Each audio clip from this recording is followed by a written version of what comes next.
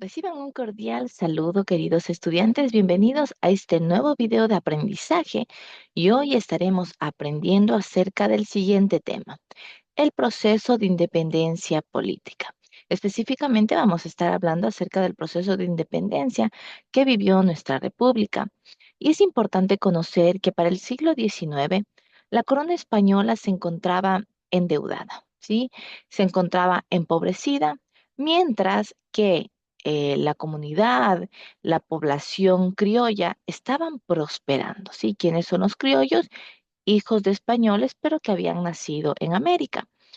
Esta prohibición, prácticamente la prohibición al libre comercio impuesta por la corona española, era burlada con el contrabando, practicado entre los criollos y comerciantes holandeses, británicos, franceses y alemanes.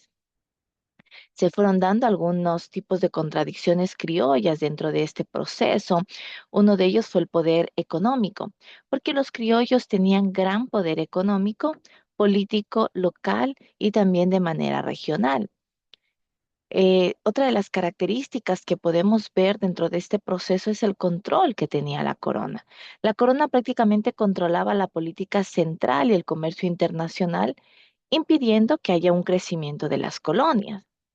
Y también se manejó mucho las doctrinas de ilustración, porque estas doctrinas y el liberalismo económico concordaban con los intereses de los criollos.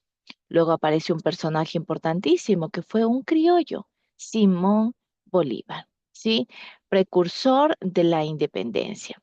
Aquí vemos muchísimo los intereses criollos porque Simón Bolívar representaba los intereses de la clase criollo, representaba los intereses de la clase agroproductora a una independencia económica. Sí, lo que él veía era tratar de marcar una independencia económica en relación a España. Tuvo algunas motivaciones, sin lugar a dudas, porque ya en otros continentes, en otros países, se había dado, por ejemplo, la Revolución Francesa. En América se había dado ya la independencia de Estados Unidos y esto se escuchaba. Entonces, para Simón Bolívar esto fue una motivación y sirvió como ejemplo para que los criollos puedan sacudirse, puedan buscar liberarse de este yugo por el cual estaban oprimidos. Hubo gran participación de grupos sociales, como fue los criollos, la iglesia, los indígenas, afrodescendientes y mestizos. Cada uno cumplía un rol diferente. Por ejemplo, los criollos. Obviamente ellos tenían intereses económicos, intereses coloniales en independizarse, pero obviamente manejar su independencia económica. Vemos también la iglesia. La iglesia tenía un rol un poquito diferente, una causa un poco más realista. Ellos siempre se encaminaban un poco más al realismo de la sociedad. La comunidad indígena lamentablemente no quería una independencia. Ellos decían que preferían servir a los españoles que a los criollos. Sin lugar a dudas, la comunidad afrodescendiente fue la comunidad más fiel, la que más apoyó al proceso emancipador. Y los mestizos, pues obviamente eran quienes buscaban una mayor igualdad social. Asimismo, vemos que dentro de este proceso se va dando una vinculación al mercado mundial, primero porque hay una dependencia de monocultivos, segundo, hay una inversión de capital, tercero, existe una dependencia económica y por último, se va dando un proceso de intervención norteamericana. Sí, cada uno de ellos va eh, causando un impacto diferente. Por ejemplo, dentro de la independencia económica vemos que los países que más fueron interviniendo en este proceso fueron Alemania, Inglaterra, Francia.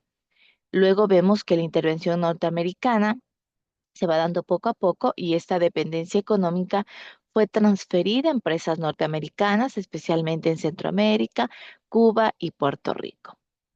Luego vemos cómo se va dando un proceso de proteccionismo versus librecambismo. ¿Por qué?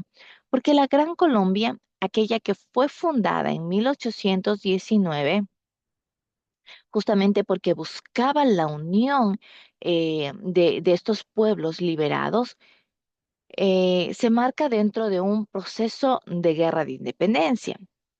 Y vemos cómo estas esa república que va teniendo un nacimiento se va marcando entre varias políticas, entre la política económica liberal, que se va marcando el librecambismo, y también se va marcando mucho el tema conservador, que era el proteccionismo. Ahora, vemos que Simón Bolívar manifestaba muchísimo la inconveniencia de la aplicación de medidas liberales, ¿sí? Él inclusive se iba un poquito en el tema de la liberación de esclavos. Sin embargo, aparece Francisco de Paula Santander, quien imprimió en su administración un sesgo liberal. ¿Por qué? Porque organizó juntas de protección de la agricultura y el comercio. Esto va provocando a que en nuestro país como tal, en el tema de los latifundistas de Quito, fueron quienes aceptaron la dictadura de Simón Bolívar porque consideraron muy perjudiciales, en cambio, las ideas de Santander. Mientras que en Guayaquil era diferente. Guayaquil se encaminaba un poco más por los temas se encaminaban por las políticas de Santander. Sí, luego vemos que se van marcando tendencias autonomistas en la ciudad portuaria, que fueron reapareciendo cuando cayeron las exportaciones a finales de la década de 1820. Y lo más importante es que a finales de 1830, cuando la Gran Colombia estaba prácticamente disuelta, el distrito de Sur, Quito, se separó para formar un estado independiente. ¿De qué estado estamos hablando? Específicamente de Ecuador. En el año de 1830 nace Ecuador como república. Espero que este tema haya sido de su agrado. Tengan un lindo día.